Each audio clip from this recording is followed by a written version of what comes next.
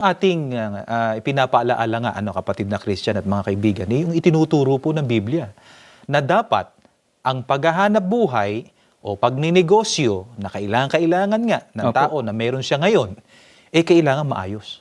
Walang anumang paglabag sa batas ng tao, lalo na po sa batas ng Diyos. Opo, ngayon naman, kapatid na Dindo, sangguniin natin ng mga banal na kasulatan para po o sa panig ng mga nagpapatrabaho, mga negosyante, sa ibang salita mga amo. Mga amo, oo. Ano ang isa sa mga kalooban o kautusan ng Panginoong Diyos ukol sa mga nagpapatrabaho o amo?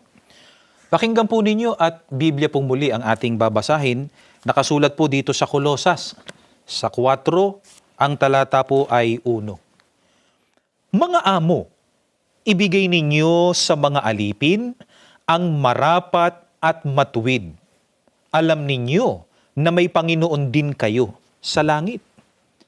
Napakaliwanag po mga kaibigan ng pahayag na ito ng ating Panginoon Diyos para po sa mga nagpapatrabaho o sabi nga ng kapatid na Christian ay mga amo. Ang sabi sa talata ay ibigay sa alipin o sa mga nagtatrabaho ang marapat at matuwid.